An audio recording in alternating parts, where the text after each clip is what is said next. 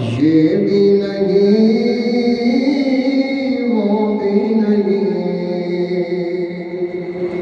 شب زلف یار مشک خدا، یہ بھی نہیں وہ بھی نہیں، خورشید تھا کس زور پر، کیا بڑھ کے چمکا تھا کمر۔ خورشید کہتے ہیں سورج کو، اور اعلیٰ حضرت کہتے ہیں سورج بڑے نور والا ہے، لیکن جب یہ چمکتا ہے جوبن پہ ہوتا ہے تو یہ کوئی اپنے نور پہ فخر نہ کرے، کیوں کہ نور مصطفیٰ کے سامنے یہ کچھ بھی نہیں ہے۔ کہتے ہیں خورشید تھا کس زور پر، کیا بڑھ کے چمکا تھا کمر، بے پردہ جب وہ رخ ہوا، یہ بھی نہیں وہ بھی نہیں، بے پردہ جب وہ رخ ہوا،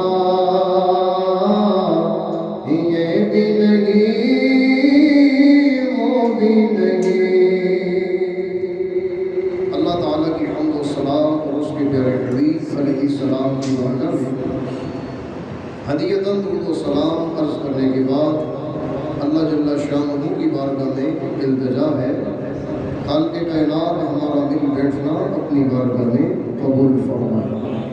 کائنات کے اندر مخلوق تین طرح کی ہے، مومن، کافر اور منافق، تین طرح کے انسان پوری کائنات کے اندر، عیسائی، بدھ مت، مشرک اور اس طرح کے جتنے بھی ہیں جنہوں نے کلمہ نہیں پڑھا وہ سارے کافر ہیں، اور کافروں کے لیے اللہ پاک نے جہنم کو تیار کیا ہے۔ فرمایا فاتقوا النار التي وقودها الناس والحجارة أعدت للكافرين۔ فرمایا آگ سے بچو جس کا ایندھن آدمی اور پتھر ہیں، فرمایا اس کو تیار کیا گیا ہے کافروں کے لیے۔ تو جتنے کافر ہیں سارے کے سارے عذاب نار کے مستحق ہیں، ان کا انجام آگ ہے، چاہے کوئی امیر ہو چاہے کوئی غریب ہو۔ نہ امیری کا کوئی مسئلہ ہے نہ غریبی کا، کوئی بندہ صاف ستھرا رہے پھر بھی جہنمی، اگر کوئی میلا کچیلا رہے پھر بھی جہنمی۔ تو مسئلہ میلے کچیلے کا نہیں، مسئلہ ہے تیرے دل کا۔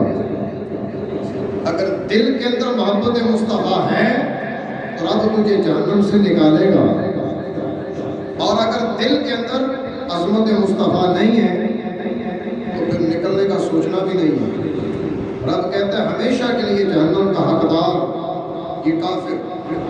پیچھے رہی بات منافق کی، تو 5ویں پارے کا جو آخری صفحہ ہے اس کے اندر اللہ پاک نے منافقوں کا پکا ذکر کیا۔ کیسے؟ فرمایا ان المنافقین فی الدرک الاسفل من النار،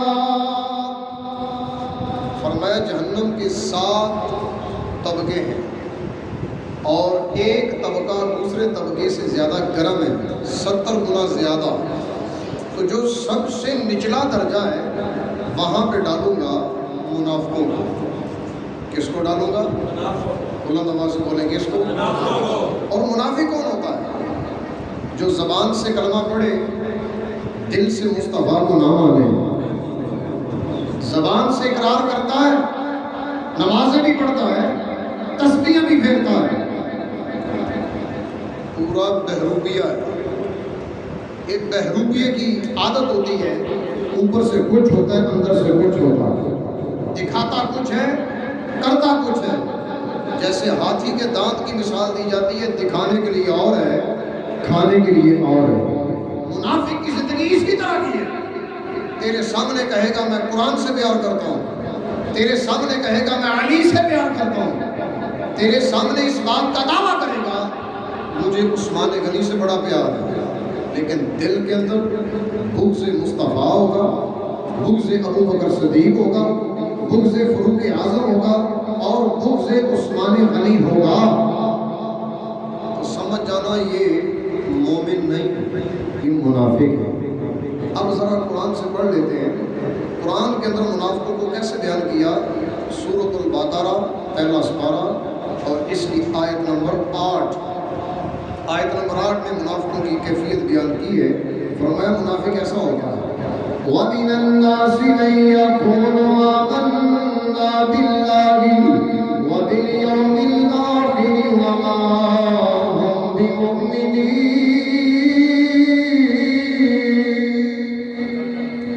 ارشاد فرمایا لوگوں میں سے بعض، سارے نہیں، من تبعیدیہ ہے، تبعیدیہ کا مطلب ہوتا ہے بعض، کچھ۔ فرمایا لوگوں میں سے کچھ ایسے ہیں جو اپنے منہ سے کہتے ہیں آمنا باللہ، ہم اللہ پر ایمان لائے، وبالیوم الآخری، قیامت کے دن پر بھی ایمان لے آئے، لیکن رب کہتا ہے وما ہم بمؤمنین، میں رب ہو کے کہتا ہوں کہ یہ ایمان نہیں لائے۔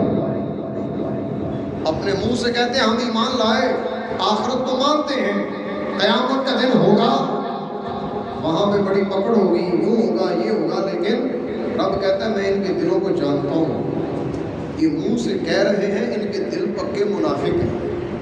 تو یہ ہے منافق، سب سے زیادہ خطرناک یہ منافق ہی ہے۔ پیچھے رہی بات ایمان والے کی، تو اصل دنیا بھی ایمان والے کے لیے، قبر کے اندر عالی شان زندگی بھی ایمان والے کے لیے، اور قیامت کے دن عزت بھی اللہ نے رکھی ہے ایمان والے کے لیے۔ اور ایمان والوں کو رب تعالیٰ نے کئی بار دعوت پہ بلایا، کئی بار دعوت دی، اور کبھی کہا نماز جمعہ کا وقت آ جائے تو ایمان والوں تم آ جاؤ، تم آ جاؤ آگے نماز جمعہ پڑھ لو۔ وضو کا وقت آئے تو رب کہتا ہے ایمان والوں آگے وضو کر لو، نماز کا وقت ہو گیا وضو کر لو۔ پھر ایمان والوں کو کہتا ہے کہ جب نشے میں ہو تو نماز کے قریب نہ جاؤ، نشے کی حالت میں نماز کے قریب نہ جاؤ، نشہ تو کرو ہی نہ، تو جب ہو جائے کہیں بھی مسٹیک ہو جائے تو فرمایا نماز کے قریب نہ ہو۔ ساری باتیں رب نے کی ہیں ایمان والوں سے، تو سب سے اعلیٰ ایمان کس کا ہے؟ میرے مصطفیٰ کے بعد صدیق اکبر کا، پھر ان کے بعد فاروق اعظم کا، اور آج تو یکم محرم الحرام ہے، اس یکم کو آپ کو دفن کیا گیا، حضرت عمر فاروق کو یکم محرم الحرام کو دفن کیا گیا، اور 26 ذی الحجہ کو آپ کو شہید کیا گیا، وار کیا گیا، جس کی سختی کی وجہ سے، درد کی وجہ سے آپ کی شہادت ہو گئی، اور یکم محرم الحرام کو دفن کیا گیا صدیق اکبر کے پہلو میں۔ اور صدیق اکبر کس کے پہلو میں؟ مصطفیٰ کے پہلو میں۔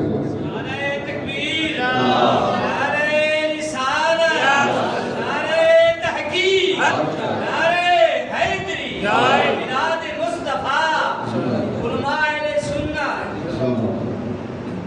تو حضرت عمر فاروق رضی اللہ تعالیٰ عنہ کو دفن کیا گیا پہلو صدیق میں، اور صدیق اکبر پہلو مصطفیٰ میں۔ مزے والی بات یہ ہے، سرکار کے جو خونی رشتہ دار ہیں، چچا کے بیٹے، وہ صدیق اکبر نہیں ہیں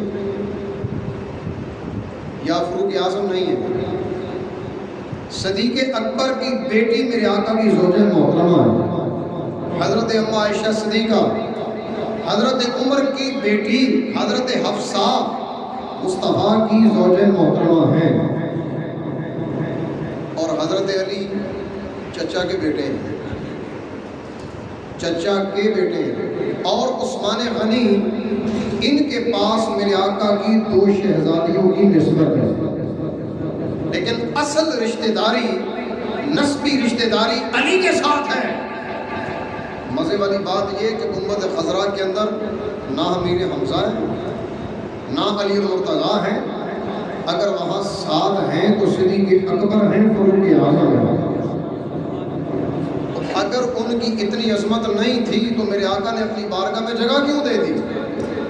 اگر اتنا مقام نہیں تھا، اتنی زیادہ فضیلتیں نہیں تھی تو اپنی بارگاہ میں جگہ کیسے دے دی؟ جیسا کہ آج کل کوئی کالا لباس پہن کے، کالے کرتوت ظاہر کر کے اس بات کا دعویٰ کرتا ہے خلافت ملی تھی علی المرتضیٰ کو، صدیق اکبر نے زیادتی کی، علی کی خلافت کے منکر ہو گئے اور خلیفہ بنا دیا سیدنا فاروق اعظم کو۔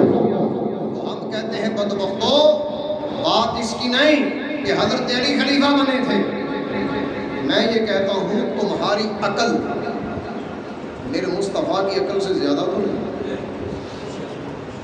سمجھتے تو ایسے ہیں کہ جیسے ہم عقل مصطفیٰ سے زیادہ رکھتے ہیں، بلکہ میں یہ سمجھتا ہوں کہ ان کی عقل تو گدھے سے بھی زیادہ بدتر ہے۔ گدھے کو بھی اتنی عقل ہے کہ مصطفیٰ کی نافرمانی نہیں کرنی، گدھے کو بھی اتنی عقل ہے کہ نبی پاک کی نافرمانی نہیں کرنی، بلکہ جیسے جیسے مصطفیٰ کہتے جائیں ایسے ایسے کرتے جائیں۔ یہ گدھے کی عادت ہے۔ اس گدھے کا نام تھا یافور۔ کیا نام تھا؟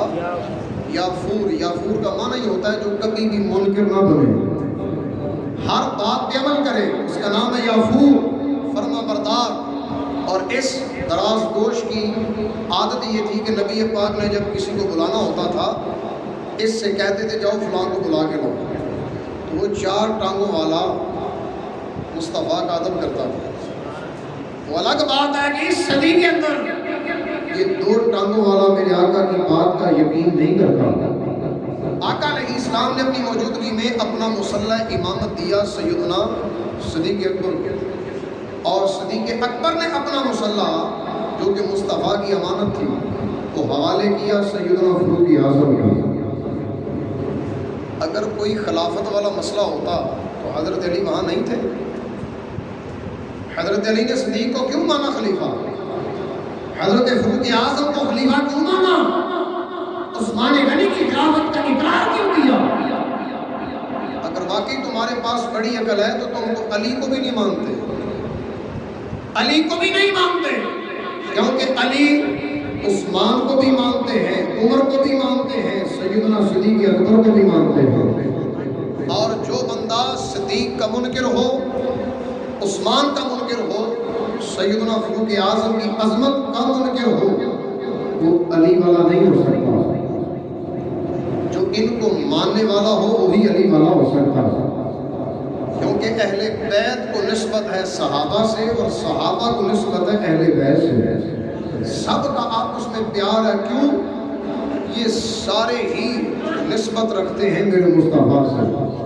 اور اعلیٰ حضرت امام علیہ سنت نے تو نتیجہ نکال دیا، آپ فرماتے ہیں سنیے ذرا یاد رکھیے، اہل سنت کا بیڑا پار اصحاب حضور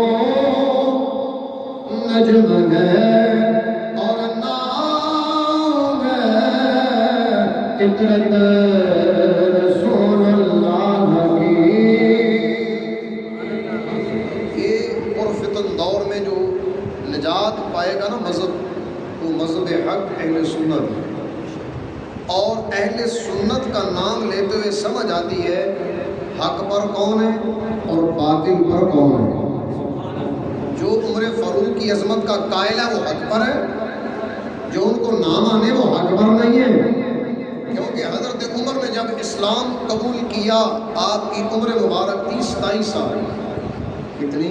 27 سال، 27 سال آپ کی عمر مبارکہ چڑھ دی جوانی، اور اتنی لاجواب جوانی کہ جس کے مقابلے میں کوئی آ ہی نہ سکے، کوئی حامی نہ بنے عمر کے مقابلے میں آنے کے لیے۔ 27 سال کی عمر ہے، 39 مسلمان ہیں، اسلام کی ابتدا ہے، 39 مسلمان اور حضرت عمر آ رہے ہیں راستے میں، نبی پاک علیہ السلام کو معاذ اللہ شہید کرنے کے ارادے سے، تو کسی نے بتایا جا کے اپنے گھر کی خبر لو، اور تمہارے گھر میں بھی اس نبی کا کلمہ پہنچ چکا ہے، تم اس کو قتل کرنے کی باتیں کرتے ہو، اپنے گھر کی جا کے خبر لو۔ تمہارے گھر والے بھی مسلمان ہو چکے ہیں، بہن اور بہنوئی دونوں مسلمان ہو چکے تھے، اور وہ دونوں دروازہ بند کر کے اندر قرآن سیکھ رہے تھے۔ ایک صحابی رسول ان کو قرآن سکھا رہے تھے، اتنی محبت تھی، اسلام نیا نیا قبول کیا تھا، اپنی قسمت پہ ناز کیا کرو، ہم نئے نئے مسلمان نہیں، ہمیں تو اللہ پاک نے ماں کی دودھ سے ہی اسلام عطا کیا ہے، کتنی بڑی خوش نصیبی ہے۔ اور جس کو ماں کی دودھ سے اسلام کا نور مل گیا، وہ قرآن نہ پڑھے تو کیسی بے قدری ہے۔ اور قدر تو ان کو تھی جنہوں نے تلواروں کے سائے میں اسلام کو قبول کیا، اپنی جان کو ہتھیلی میں رکھ کے اسلام قبول کیا، کلمہ پڑھا، مسلمان ہو گئے۔ حضرت عمر آئے، دروازہ کھٹکھٹایا، وہ بہنوئی دروازے کے پیچھے چھپ گئے، اور بہن نے دروازہ کھولا تو آپ نے جاتے ہی اپنی بہن کے منہ پہ تمانچہ مارا اور کہنے لگے، میں نے سنا ہے کہ تم نے آخری نبی کا کلمہ پڑھ لیا۔ فرمایا ہاں پڑھ لیا ہے۔ کہا اگر دوبارہ کوئی ایسی بات کہی نا تو میں سر تن سے جدا کر دوں گا۔ تو آگے سے بہن کہنے لگی، عمر یہ سر تو کٹ سکتا ہے، اس دل سے مصطفیٰ کا کلمہ نہیں نکل سکتا۔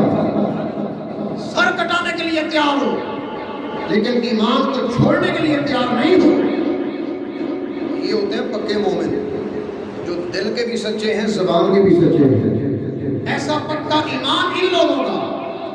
تو کہا اتنا پکا ایمان ہے۔ وہ حضرت عمر کہنے لگے اس وقت، مجھے کچھ آواز آ رہی تھی، کیا پڑھ رہے تھے؟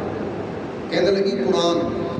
کہا دکھاؤ تو صحیح۔ آیا ہاں اس طرح نہیں، جو کافر ہوتا ہے نا وہ نجس ہوتا ہے، پلید ہوتا ہے، اور قرآن صاف ہے۔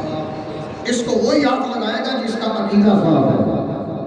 بدبخت خراب عقیدے والا اس کو ہاتھ نہیں لگائے گا۔ پہلے غسل کرو، اچھی طرح اپنے ظاہر کو پاک کرو۔ جملہ دیتا ہوں، آپ کی بہن نے کہا ہوگا ظاہر کو پاک کرو، پھر قرآن دیکھو۔ جب تم ظاہر کو پاک کر کے آؤ گے، قرآن کا عدد آئے گا، اور قرآن کا کرشمہ یہ ہوگا، تمہارے ظاہر کو پاک کرنا تمہارا کام ہے، اور تیرے اندر کو پاک کر دینا یہ قرآن کا کام ہے۔ تیرا دل پاک کرے گا یہ قرآن۔ اور حضرت عمر نے جیسے ہی آگے قرآن کھولا، ایک آیت مبارکہ سامنے آئی، اس کو پڑھا تو آنکھوں میں آنسو آ گئے، اور دل لرزنے لگا، بدن بھی لرزنے لگا، قرآن کا اثر ہو گیا۔ اپنے گھر سے نکلے جلدی جلدی مصطفیٰ کی بارگاہ میں، اور میرے آقا علیہ السلام کے اس دروازے پر حضرت امیر حمزہ بطور دربان کھڑے تھے۔ کسی نے کہا امیر حمزہ عمر آ رہا ہے، آج پتہ نہیں اس کا کون سا ارادہ ہے، یہ عمر آ رہا ہے، آج لگتا خیر نہیں ہے۔ حضرت امیر حمزہ بھی بڑے بہادر تھے، فرمانے لگے کہ کوئی بات نہیں، آج اگر عمر کا عقیدہ خراب ہوا، ارادہ غلط ہوا، تو امیر حمزہ کی تلوار سے عمر بچے گا نہیں، اور اگر نظریہ اچھا ہوا تو پھر اس کو معاف کر دیا جائے گا۔ تو جیسے حضرت عمر آئے میرے آقا کی بارگاہ میں، آقا علیہ السلام نے یوں کر کے ان کو پکڑا اور جھنجھوڑا، جھنجھوڑ کے فرمایا عمر اسلام قبول کیوں نہیں کر لیتے؟ اور اصل والا یہ کیا تھا؟ یہ دعائے مصطفیٰ تھی۔ میرے آقا نے جیسے آج جمعرات کا دن ہے، تو آقا علیہ السلام نے جمعرات والے دن دعا کی تھی، کہا یا اللہ اس اسلام کی مدد فرما، عمر بن خطاب کو اسلام عطا کر کے، عمر بن خطاب کو اسلام عطا کر کے، یا ابو جہل کے ذریعے یا عمر بن خطاب کے ذریعے۔ اور اللہ پاک نے ابو جہل کو پسند نہیں کیا، پسند کیا ہے اسلام کے لیے تو عمر بن خطاب کو۔ 27 سال کی عمر میں اسلام قبول کیا، 63 سال کی عمر میں شہید ہوئے۔ کتنے سال ہو گئے اسلام میں؟ 27 اور 3 30، 30 اور 30 60، 33 اور 3 36، 36 سال اسلام کے اندر گزارے ہیں، 36 سال۔ اور اسلام کے اندر جیسے ہی آپ آئے سب کے سامنے نماز پڑھی، سب کے سامنے۔ 40ویں مسلمان تھے آپ، 40 کا عدد پورا فرمایا۔ 40ویں مسلمان، اس سے پہلے نمازیں پڑھی جاتی تھی گھر کے بند کمرے میں تاکہ کوئی اذیت نہ دے۔ حضرت عمر کو جلال آ گیا، کہنے لگے یا رسول اللہ ہمارا رب سچا نہیں؟ ہمارا دین سچا نہیں؟ کیا آپ اللہ کے سچے نبی نہیں ہیں؟ کہا ہاں ہمارا رب سچا ہے، ہمارا دین سچا ہے، میں بھی اللہ کا سچا رسول ہوں۔ پھر عمر کہنے لگے آئندہ سے چھپ چھپ کے نمازیں نہیں پڑھیں گے، سب کے سامنے پڑھیں گے۔ اگر کسی کی جرت ہے تو اسلام سے ٹکرا کے دیکھے، پھر عمر اس کے سامنے آئے گا۔ پہلے وہ بندہ عمر سے ٹکرائے گا، پھر اسلام کے آگے باتیں کرے گا۔ اور عمر سے ٹکرانے والا کبھی زندہ سلامت نہیں جا سکتا۔ تو اس وقت پھر جب آپ اسلام لائے، اس کے بعد اعلانیہ طور پر سب کے سامنے نمازیں پڑھی جانے لگی۔ حضرت عمر کا ایک بڑا پیارا اصول تھا، آپ اس بندے کی نماز جنازہ پڑھتے تھے جس کا جنازہ حضرت حذیفہ پڑھتے تھے، جس کا جنازہ حضرت حذیفہ۔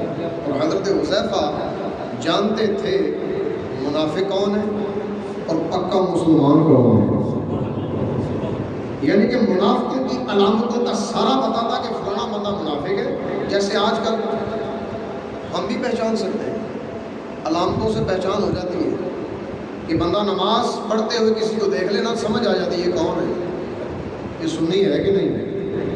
یہ جو سنی کا نام ہے نا، یہ ہماری پہچان ہے، ہمارے عقیدے کی پہچان ہے، علامت ہے یہ، اور یہ ہم نے اپنی طرف سے نہیں لی۔ حضرت عبداللہ بن عباس کہتے ہیں سرکار کے چچا کے بیٹے، صحابی رسول، حبر الامہ، امت کے بہت بڑے عالم، آپ فرماتے ہیں کہ جو بندہ کسی سنی کو دیکھے، ایسا سنی جو سنت کی دعوت دے، برائی سے روکے، فرمایا اس کو دیکھنا بھی عبادت ہے، اس کو دیکھنا بھی عبادت ہے۔ تو پھر اس کا سمجھ میں یہ آیا سارے صحابہ کو دیکھنا بھی عبادت ہے، صحابہ کے پیچھے چلنے والے تابعین کو دیکھنا بھی عبادت ہے۔ بہرحال حضرت عمر کا بڑا پیارا اصول ہے، ہر دور میں منافق اور مومن پہچاننا ہو تو علامتوں سے پہچانو، یا ان لوگوں کے پاس بیٹھو جن کو پتہ ہے، جن کو پتہ ہے منافق کون ہے، مومن کون ہے۔ آپ جنازہ اس کا پڑھتے تھے جس کا حضرت حذیفہ فرمایا کرتے تھے کہ حذیفہ اس بندے کو جانتا ہے جو مومن ہے، جو منافق ہے، اور حذیفہ منافق کا جنازہ نہیں پڑھ سکتا۔ تو جب حذیفہ نہیں پڑھ سکتا تو عمر بھی کسی منافق کا جنازہ نہیں پڑھے گا۔ اور اس کے مطابق اللہ پاک نے قرآن کی آیت بھی نازل کی۔ ایک دفعہ عبداللہ بن ابی، منافقوں کا سردار عبداللہ بن ابی، اس وقت بڑا مشہور منافق تھا، سب کو پتا تھا یہ پکا منافق ہے، قرآن بھی پڑھتا ہے، نمازیں بھی پڑھتا ہے، داڑھی بھی لمبی ہے، سارا بہروپیہ ہے، لیکن اندر سے مصطفیٰ کا گستاخ ہے۔ عبداللہ بن ابی، یہ نام یاد رکھنا ہے، عبداللہ بن ابی یہ منافقوں کا سردار تھا۔ یہ جب مر گیا نا تو نبی پاک نے اس کا جنازہ پڑھانے لگے تو حضرت عمر آ گئے۔ آپ کہتے ہیں کہ یا رسول اللہ یہ تو منافق ہے اور اس کا جنازہ آپ پڑھائیں گے؟ فرمایا ہاں، اس لیے ابھی تک اللہ کا آرڈر نہیں آیا، قرآن نہیں آیا ابھی تک، تو جب آیت آئے گی پھر ہم نہیں پڑھیں گے۔ ابھی اس لیے پڑھا رہا ہوں، اس کی وجہ یہ ہے کہ جب مکہ فتح ہوا تھا میرے چاچا حضرت عباس کو اسی عبداللہ بن ابی نے چادر دی تھی ستر ڈھانپنے کے لیے، آج میں اس کا بدلہ دے رہا ہوں۔ یہ بخشش کے لیے جنازہ نہیں پڑھ رہا، اس کی دعائیں مغفرت نہیں کروں گا، کیونکہ مجھے پتا ہے یہ منافق ہے، صرف اپنے چچا کا قرض اتار رہا ہوں، اور اس میں حکمت یہ ہے آج میں اس منافق کا جنازہ پڑھاؤں گا اور اس کی وجہ سے کئی سارے منافقوں کے دل بدل کے پکے مسلمان ہو جائیں گے۔ یہ حکمت تھی اور جنازہ پڑھا دیا گیا، اور حضرت عمر کی رائے تھی کہ پڑھا نہ جائے، اور اللہ کو حضرت عمر کی رائے بڑی پسند آئی، قرآن نازل کر دیا، فرمایا وَلَا تُصَلِّ عَلَىٰ أَحَدٍ مِّنْهُم مَّاتَ أَبَدًا وَلَا تُصَلِّ عَلَىٰ أَحَدٍ مِّنْهُم مَّاتَ أَبَدًا، فرمایا آئندہ سے پیارے حبیب کسی منافق کا نماز جنازہ نہیں پڑھنا، آئندہ سے کسی منافق کا بھی نماز جنازہ نہیں پڑھنا، اور اگلا جملہ یہ ہے وَلَا تَقُمْ عَلَىٰ قَبْرِهِ، اور اس منافق کی قبر پر کھڑے بھی نہیں ہونا، نہ جنازہ پڑھنا ہے نہ کھڑے ہونا۔ جیسے آج کل کہتے ہیں جی ہمارے بزنس کا مسئلہ ہے، ہمارا گوانڈی ہے، تو گوانڈی شوانڈی اپنی جگہ پر، رشتہ داری اپنی جگہ پر، سب سے پہلے ایمان ہے، سب سے پہلے میرے مصطفیٰ ہیں، باقی ساری رشتہ داریاں بعد میں ہیں۔ جو میرے آقا کی پسند ہے ہماری پسند بھی وہی ہونی چاہیے، جنازہ ہم اس کا پڑھیں گے جو مصطفیٰ کو پسند کرتا ہے، جو میرے آقا کی نسبتوں سے پیار کرتا ہے، ورنہ کسی منافق کا ہم جنازہ نہیں پڑھیں گے۔ کیوں؟ قرآن کا حکم ہے، قبر کے قریب بھی کھڑے نہیں ہوں گے، پڑھنا تو دور کی بات ہے، جائیں گے ہی نہیں، جانے کی ضرورت ہی نہیں۔ اور اگر کوئی ایمان والا اگرچہ جتنا بھی گناہ گار ہے، جیسا بھی ہے، لیکن پکا مصطفیٰ کا محبت رکھنے والا ہے، اس کے جنازے میں تو دوڑ کے جانا چاہیے۔ پتہ نہیں کون سی مومن کی ادا ہے جو اللہ کو پسند آ جائے اور اس جنازے کی برکت سے اللہ تیری بھی مغفرت کر دے۔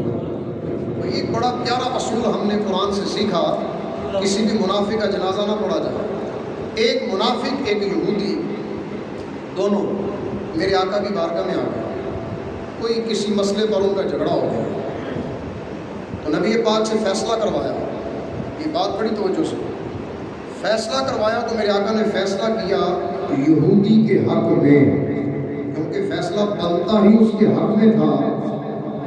تو منافق یہودی سے کہنے لگا نا جی نا، مجھے یہ فیصلہ منظور نہیں ہے، ہم جاتے ہیں کعب بن اشرف کے پاس، جو کہ یہودیوں کا بہت بڑا امیر آدمی ہے۔ تو یہودی خود کہنے لگا نا نا، وہ بڑا لالچی ہے تو بڑا آدمی لیکن لالچی ہے، میں اس کے پاس نہیں جاتا۔ تو یہودیوں کو بھی پتا ہے، اپنے یہودیوں کا، کہتے ہیں نا کہ اپنے مال ڈنگر کا پتا ہوتا ہے، اپنے ڈنگروں کا ان یہودیوں کو بھی پتا ہے یہ ڈنگر ہے کیسے۔ اصل تو حسن ہے اسلام کا، انصاف بھی ہے اسلام کے اندر۔ تو یہودی کہنے لگا نا جی نا، کعب بن اشرف کے پاس نہیں جاتے۔ میں نے سنا ہے مسلمانوں کے اندر ایک بندے کا نام ہے عمر،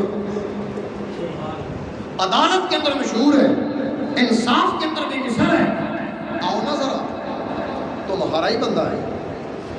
وہ منافق تھا نا، کلمہ پڑھنے والا، اس کو کیا پتا تھا کہ یہ منافق ہے، اس کو تو یہی پتا تھا کہ یہ مسلمان ہے۔ اس نے کہا تمہارا ہی مسلمان ہے، عمر بن خطاب اس کا نام ہے، آؤ نا ذرا ان سے فیصلہ کرواتے ہیں۔ حضرت عمر کے دروازے پہ گئے، حضرت عمر کہنے لگے جی جناب کیا مسئلہ ہے؟ یہودی کہنے لگا پہلے میری بات سنیں، فیصلہ بعد میں۔ بات یہ ہے کہ ہم آپ کے نبی کے پاس گئے، اس آپ کے مسلمان نے آپ کے نبی کا فیصلہ نہیں مانا، فرمایا ٹھہرو ابھی فیصلہ کرتے ہیں۔ اندر گئے، تلوار لے کر آئے، اور وہ جو مسلمان تھا نا اس کا سر کاٹ دیا، ساری کاٹ دیا۔ کون تھا وہ؟ کلمہ نہیں پڑھنے والا تھا، قرآن نہیں پڑھتا ہوگا، نمازیں نہیں پڑھتا ہوگا، سر کاٹ کے رکھ دیا۔ جب سر کاٹ دیا نا تو منافقوں نے رولا ڈال دیا۔ منافق کہنے لگے لاؤ جی عمر نے مسلمان کو مار دیا۔ جب یہ خبر پہنچی میرے مصطفیٰ کی بارگاہ میں تو آقا علیہ السلام نے سنا کہ عمر نے مسلمان کو مار دیا، میرے آقا نے یقین نہیں کیا. کیوں؟ آقا جانتے ہیں کہ عمر کسی مسلمان کا خون کر سکتا ہی نہیں. عمر کسی مسلمان کا خون نہیں کر سکتا. آخر کوئی نہ کوئی بات تو ہوگی. عمر کو پیش کیا گیا بارگاہ مصطفیٰ میں. سیدنا فاروق اعظم کہنے لگے یا رسول اللہ، جو آپ کا فیصلہ نہ مانے اس کا فیصلہ عمر کی تلوار کرتی ہے. عمر کی تلوار کرتی ہے اس کا فیصلہ. اللہ پاک نے عمر کی اس ادا کو پسند کیا. 5ویں پارے کی سورۃ النساء اور اس کی آیت نمبر 65 کو نازل فرما دیا. آیت نمبر 65 سنو. فرمایا فَلَا وَرَبِّكَ لَا يُؤْمِنُونَ حَتَّىٰ يُحَكِّمُوكَ. فرمایا یہ بندے اس وقت تک ایمان والے نہیں ہو سکتے جب تک مصطفیٰ کو اپنا حاکم نہ مان لیں. جب تک اپنا حاکم نہ مانے.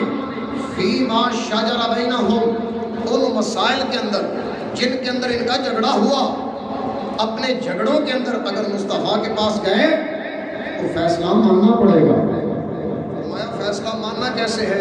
ثُمَّ لَا يَجِدُوا فِي أَنفُسِهِمْ حَرَجًا. فیصلہ قبول کر کے پھر دل کے اندر آوازاری نہیں آنی چاہیے. دل کے اندر کوئی کیڑا نہیں ناچنا چاہیے. دل کے اندر کوئی تکلیف حرج نہیں آنا چاہیے. شک نہیں آنا چاہیے. کیوں؟ فیصلہ میرا نبی کر رہا ہے تو میرے نبی کے فیصلے میں شک نہیں آنا چاہیے. اگر شک آ گیا تو یہ مومن نہیں ہو سکتا. اور اس مسلمان کو، کلمہ پڑھنے والے منافق کو شک آیا تھا تو فرمایا فَلَا وَرَبِّكَ، محبوب تیرے رب کی قسم یہ ایمان والا ہے ہی نہیں. تو جو ایمان والا ہے ہی نہیں، عمر نے پھر اس کا سر تن سے جدا کر دیا. سر تن سے جدا کیا، فرق کر دیا. مومن کچھ اور ہے، منافق کچھ اور ہے. اگر کوئی بہروپیہ اسلام کو بدنام کرنے کی کوشش کرے، میرے آقا کے حکم کے خلاف چلے، اس کا مقابلہ کرنے کے لیے عمر کا سینہ سامنے ہے. اور آج کے دور میں بھی اگر کوئی منافقت کا لبادہ اوڑھ کر اسلام کو بدنام کرنا چاہے تو سنیوں کے سینے حاضر ہیں. آج کے دور میں بھی حاضر ہیں ان کا منہ بند کرنے کے لیے اور ان کی اداؤں کو بند کرنے کے لیے. حضرت علی سے کسی نے پوچھا، اے علی بتائیے آپ کے دور میں کوئی فتح نہیں ہوئی؟ یہ بات آخری ہے. آپ کے دور میں کوئی فتح نہیں ہوئی. بڑے بڑے شہر فتح ہوئے صدیق اکبر کے دور میں. حضرت عمر کی خلافت میں روم فتح ہوا، کیسر و کسریٰ فتح ہوا، بڑے بڑے عیسائیوں کو شکست ہو گئی، بڑے بڑے شہر فتح ہو گئے. اور حضرت عثمان کا دور آیا تو بڑی بڑی فتوحات ہوئیں. اور جب آپ کی باری آئی، آپ تو ہیں اسد اللہ، اللہ کے شیر، اور شیروں کے ہوتے ہوئے کوئی شہر فتح نہیں ہوا سوائے گھروں میں لڑائی جھگڑے. صرف لڑائی جھگڑے ہیں، ہر گھر کے اندر خانہ جنگی ہے، مسئلہ حل ہی نہیں ہو رہا. کوئی شہر فتح نہیں ہوا آپ کے دور میں. تو جملہ سنو، آپ فرماتے ہیں کہ جب تک صدیق تھے ان کے مشیر ہم تھے. جب تک صدیق تھے ان کے مشیر ہم تھے. جب تک فاروق تھے ان کے مشیر ہم تھے. جب تک عثمان تھے اس وقت مشیر ہم تھے. اور ہمارے ہوتے ہوئے فتح نہ ہو یہ کیسے ہو سکتا ہے؟ ہمارے ہوتے ہوئے فتح نہ ہو تو یہ کیسے ہو سکتا ہے؟ فرمایا اگلی بات سنو، ہمارے مشیر تم ہو تو پھر جس طرح کے تم ہو اسی طرح کی فتوحات ہیں. جس طرح کے تم ہو اسی طرح کی فتوحات ہیں. اور یقیناً ایسا ہی ہے. جس طرح کی عوام ہے اسی طرح کے ان کے نگران ہیں، اسی طرح کے ان کے پیشوا ہیں. اگر ہم قرآن و حدیث پہ یقین نہیں نہ رکھتے تو اس طرح کا کوئی بھی نہیں آئے گا جو آپ کو قرآن پہ عمل کرنے کا حکم دے گا. کوئی بھی نہیں ہوگا. ہم اوپر کو بدلنے کی کوشش نہ کریں، اپنے آپ کو بدلیں. پہلا سٹیپ اپنے سے شروع کریں، پھر اپنے گھر والوں سے. کیوں ایک ایک فرد سے معاشرہ بدلتا جائے گا. ایک ایک فرد سے، اور حضرت فاروق اعظم 63 سال کی عمر میں جام شہادت نوش کیا، اور آخری عمر تک 36 سالہ زندگی میں کبھی نماز جماعت کے بغیر نہیں پڑھی، جماعت کے بغیر نہیں، اور امامت بھی خود ہی کرائی، قوم کے امیر المؤمنین، مسجد کے امام، فیصلے بھی مسجد میں بیٹھ کر کیا کرتے تھے، اور آپ کا انداز مبارک یہ تھا کہ آپ کے آگے کوئی ہلتا نہیں تھا، اسلام کے اندر اتنے سخت تھے۔ آج ہم بھی اپنے آپ کو بدلنا چاہتے ہیں تو وہی عہد فاروقی کو یاد کرنا پڑے گا، انداز فاروقی پہ عمل کرنا پڑے گا، باقی اللہ پاک ہم سب کو سیدنا فاروق اعظم کا فیض نصیب فرمائے۔ وآخر دعوانا ان الحمد للہ رب العالمین۔ باقی باتیں انشاءاللہ صبح جمعے پہ کریں گے۔ اللہ پاک صدیق حضرت فاروق اعظم کے درجات کو بلند فرمائے۔ السلام علیکم۔